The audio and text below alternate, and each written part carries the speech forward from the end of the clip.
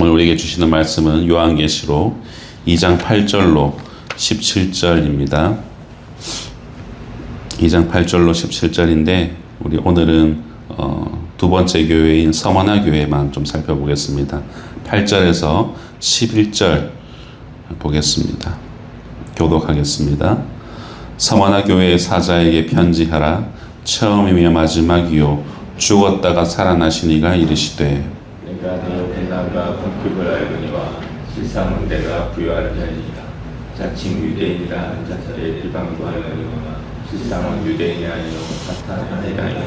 너는 장차 받을 고난을 두려워하지 말라. 볼지어다 마귀가 장차 너희 가운데에서 몇 사람을 옥에 던져 시험을 받게 하리니 너희가 10일 동안 환난을 받으리라. 내가 죽도록 충성하라.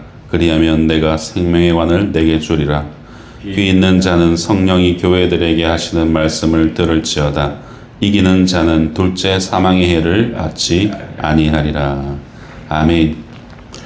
오늘은 소아시아 7교회 중에서 이 에베소 교회에 이어서 서머나 교회, 버가모 교회에 대한 본문의 부분입니다.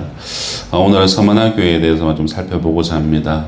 상세한 배경과 내용은 조금 다르지만 큰 맥락에 있어서 세 번째 교회인 버가모 교회는 앞서서 우리 다루었던 에베소 교회와 유사하게 칭찬과 책망 그리고 회개를 통한 믿음의 순종을 요하기에 스킵을 좀 하도록 하겠습니다.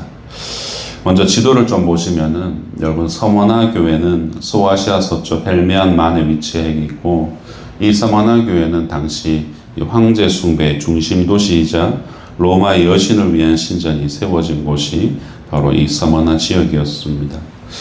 당시 서머나는 교통의 요충지였고 이 지리적인 여건상 이 내륙과의 교역이 활발하게 일어나는 그런 지역이었습니다. 그러다 보니 자연스럽게 과학이라든지 의술, 건축술 이런 것들이 발달을 하게 되었습니다. 특히 로마 시대는 이 에베소, 버가모와 함께 이 부유한 상업 항구 도시로 그렇게 유명했었습니다. 그런 배경 가운데 있는 서머나 교회에 오늘 본문에서 편지를 하고 있죠. 8절에 보시면 서머나 교회 사자에게 편지하라. 처음이며 마지막이요 죽었다가 살아나신 이가 이르시되 라고 시작합니다. 주님은 각 교회를 향해서 이르시면서 항상 자신을 소개하십니다. 오늘 서머나 교회에서는 처음이요 마지막이요 또 죽었다가 살아나시니 라고 이렇게 표현을 하죠.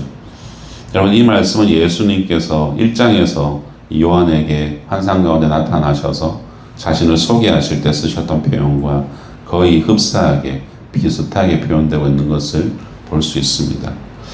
이 처음이요 마지막이요라는 처음이면 마지막이요라는 이 표현은 인류의 역사를 의미합니다.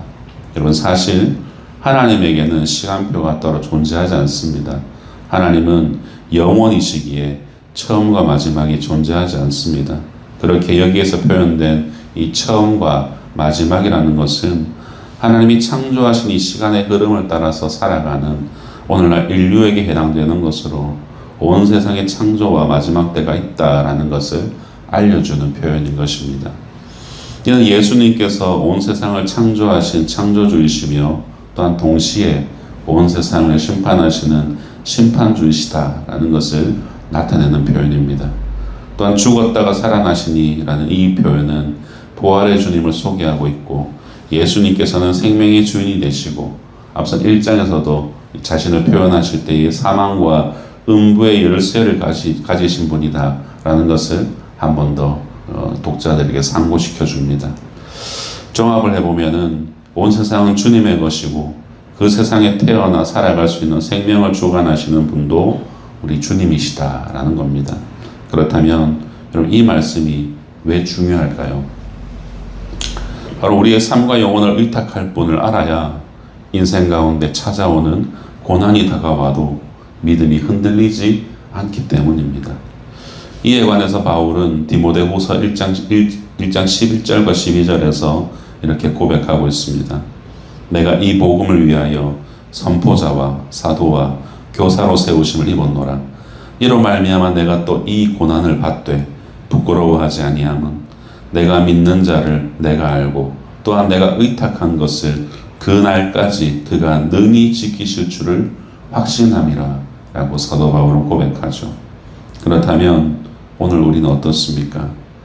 이 말씀을 통해서 내가 알고 믿고 섬기는 우리 주님은 사도 바울이 믿었던 주님, 또한 이 요한계시록에서 말하고 있는 사도 요한이 환상 중에 만나 말씀을 받은 그 주님과 우리가 다른 주님을 믿고 있는 것이 아니지 않습니까?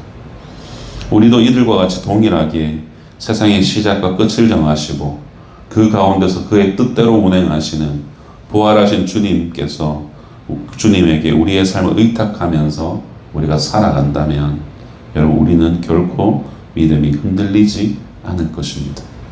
그러한 모든 믿음의 소유자들 되시기를 주님의 이름으로 축원드립니다. 서마나 교회에 주신 메시지를 이제 살펴보려고 하는데요. 9절에서 11절 말씀을 다시 한 번 더 합독하겠습니다. 시작. 내가 내 환난과 궁핍을 알거니와 실상은 내가 부요한 자니라. 자칭 유대인이라 하는 자들의 비방도 알거니와 실상은 유대인이 아니요 사탄의 회당이라. 너는 장차 받을 고난을 두려워하지 말라. 볼지어다 마귀가 장차 너희 가운데서 몇 사람을 옥에 던져 시험을 받게 하리니 너희가 10일 동안 환난을 받으리라. 내가 죽도록 충성하라. 그리하면 내가 생명의 관을 내게 주리라. 귀 있는 자는 성령이 교회들에게 하시는 말씀을 들을지어다. 이기는 자는 둘째 사망의 해를 받지 아니하리라. 아멘. 로마의 황제 도미티아누스는 자신이 살아있는 신이라고 주장했습니다. 사실 로마 제국 초기에 모든 황제들은 이러한 기조를 유지했죠. 왜일까요? 왕권을 강화하기 위해서 자신이 신이다라는 것을 기조를 유지했습니다. 그래서 당시에 이 헬라어로 큐리오스라는 이 단어를 황제에게밖에 쓸 수가 없었던 것입니다. 로마 경내의 모든 사람이 로마 황제와 또한 자신의 신상에게 분양하기를 거절하면 박해를 하였던 것입니다. 그런데 당시 유대인들은 유일신을 섬겼기에 로마에서도 그들을 회유하고자 비공식적으로 유대인들에게는 황제 숭배에 대한 부분을 철저히 강요하지 않았고 그들의 종교적인 자유를 묵인해 주고 있었습니다. 그래서 기독교 초기에는 기독교가 유대교의 한 분파인 줄 알았기에 오히려 이 유대교의 지붕 아래에서 박해를 피하게 되는 이점이 있었지만 오히려 대부분의 박해는 로마가 아닌 이 유대교로부터 핍박이 먼저 발발했던 것을 볼 수 있습니다. 그러나 시간이 지남에 따라서 이 유대인들이 그리스도인들을 핍박하며 회당에서 추방하기 시작했고 이 로마에서도 이 유대교와 이 기독교를 구분해서 생각하기 시작하여서 유력하고 부유한 사람이 많았던 유대인들과는 달리 가난하고 약자들이 많았던 이방인 그리스도인들을 여러 가지 다른 이유로 함께 박해하기 시작했던 것입니다. 그 과정에서 기독교인들이 로마의 신들을 인정하지 않는다는 이유로 이들을 무신론자라는 제목을 붙여서 그들을 신문하고 그들의 재산을 몰수하고 추방하거나 처형하는 일들이 발생했습니다.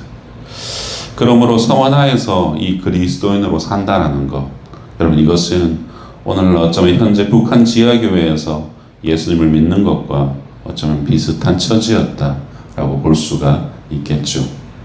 그래서 자칭 유대인이라고 하는 자들이 로마의 그리스도인들을 고소하고 그들을 비방하며 재산을 몰수하게 하고 죽음의 자리로 내몰았던 것입니다. 그래서 주님은 그런 유대인들을 9절에서 자칭 유대인이다라고 표현하십니다.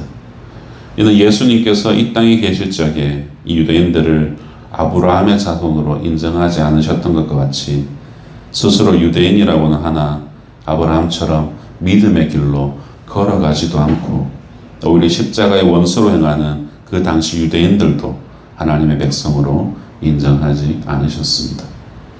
도리어 사탄의 회당이라고 말씀하시며 그들이 하는 일이 전혀 하나님과는 무관한 일이었다라는 것을 알려주고 계신 것이죠. 이러한 처지에 있던 서머나 교회는 이제 유대인들의 비방과 고소로 인해서 로마의 옥에 갇히게 될 것이다 라고 말합니다. 그리고 10일 동안 환난을 받게 될 것이다 라고 본문에서는 언급하고 있죠. 여러분 여기서 말하는 이 10일이라는 기일은 다니엘서 1장에서의 암시로 본다는 입장이 있습니다. 다니엘과 세 친구가 10일간 왕의 식탁을 거절했던 것, 그럼 그것이 무엇이었습니까? 바로 이교의 신이었던 바벨론의 신을 따르지 않겠다라는 그런 의미가 담겨 있었던 것이죠. 서머나 교회가 처한 상황과 마찬가지로 이교의 신을 따르지 않겠다는 그 신앙의 지조를 의미하는 환란의 시간, 그 시간이 바로 10일이었습니다.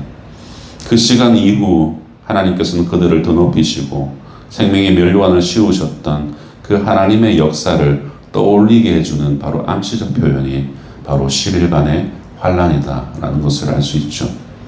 사랑하는 성도 여러분, 그리스도인은 예수님의 초림과 재림 사이에서 예수의 이름으로 언제든지 크고 작은 박해와 궁핍을 경험하게 될 수 있습니다. 예수를 믿는다는 것 때문에 직장 안에서 왕따를 당하기도 하고, 처음으로 가정에서 예수님을 믿고 신앙생활 하시는 분들은 호적을 판다라는 이야기를 아마도 들어보셨을 것입니다. 또한 사업을 하시는 분들도 그리스도의 말씀대로 정직한 기업 윤리를 가지고 운영하다가 도리어 어려움을 겪거나 사업에 어려움을 당하는 일들도 발생하곤 합니다. 이처럼 그리스도를 따른다는 것은 그다지 세상 속에서는 안정적이지도 풍요롭지도 세상의 기준으로 볼 때 매력적이지도 않습니다. 도리어 불안정하고 궁핍에 처할 수 있고 세상의 성공과 거리가 먼 길일 수도 있습니다. 그러나 오늘 주님께서 이 서머나 교회를 평가하실 때 여러분 뭐라고 말씀하십니까? 실상은 네가 부유한 자니라 라고 말씀하십니다. 헬라어로는 알라 플로우시우스 A라고 이렇게 표현하고 있으시죠. 그러나 너는 부요하다라는 표현입니다. 여러분 이것을 기억해야 됩니다. 서머나 교회 그리스도인들은 황제 숭배의 도시에서 오직 예수 그리스도를 섬기기 위해 받아들여야 했던 박해와 궁핍과 옥살이와 순교를 피하지 않았습니다. 참으로 그들의 믿음과 영적 자산은 본문의 표현대로 부요했던 것을 알 수 있죠. 우리 주님께서는 그런 그들을 향하여서 두려워하지 말라고 말씀하시면서 내가 생명의 관을 너희에게 주겠다라고 약속하셨습니다. 여기서 생명의 관이란 서두에 자신을 죽음에서 부활하신 생명의 조로 표현하신 주님께서 주실 바로 영생, 그 영생을 의미하는 것이죠. 그리고 이 영생의 약속은 서머나 교회의 그리스도인들에게만 주신 것이 아닙니다. 11절에 반복되는 명령인 귀 있는 자는 성령이 교회들에게 하시는 말씀을 들을지어다 라고 말씀을 통하여서 그 약속의 범위를 재림의 때까지 말씀대로 살아갈 모든 교회로 그 범위를 확장하고 있습니다.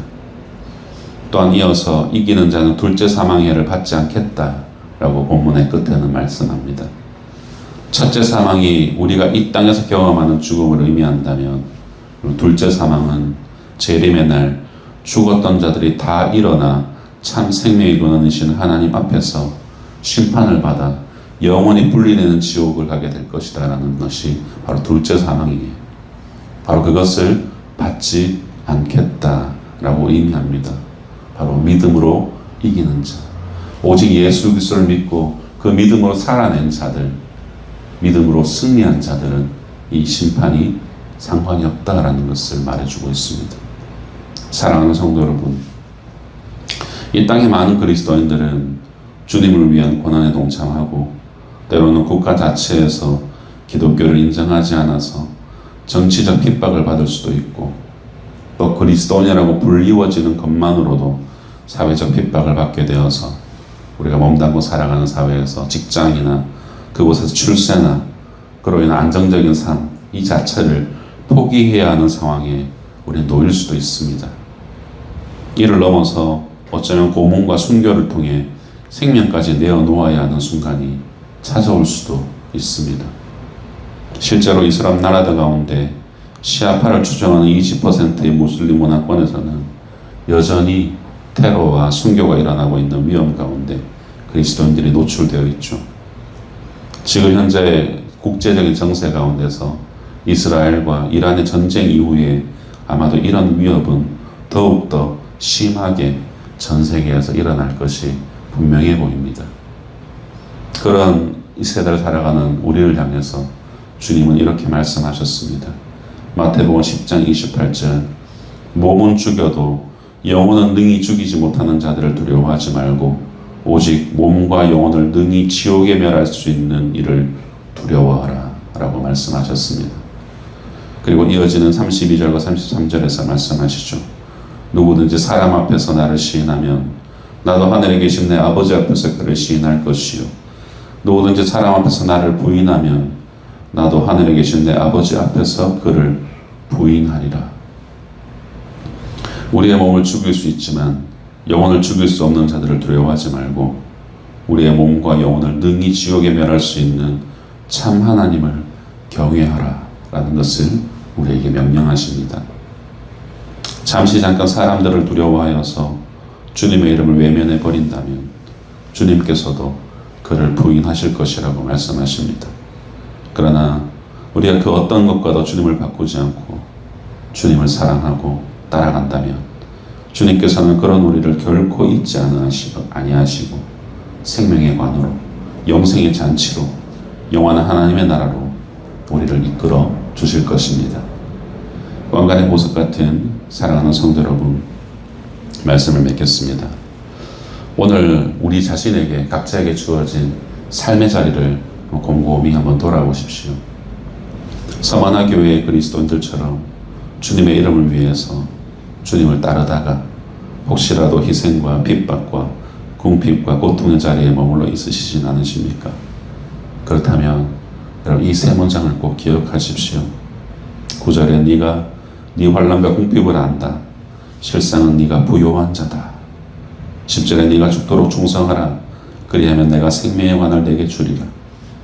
11절에 이기는 자는 둘째 사망해를 받지 아니하리라. 이 말씀을 꼭 기억하십시오.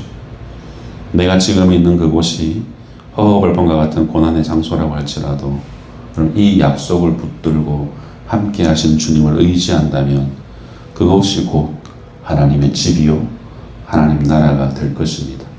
부디 오늘 하루도 주님의 사랑 안에 동행하시는 복된 한 날 되시기를 주님의 이름으로 축원드립니다. 기도하겠습니다.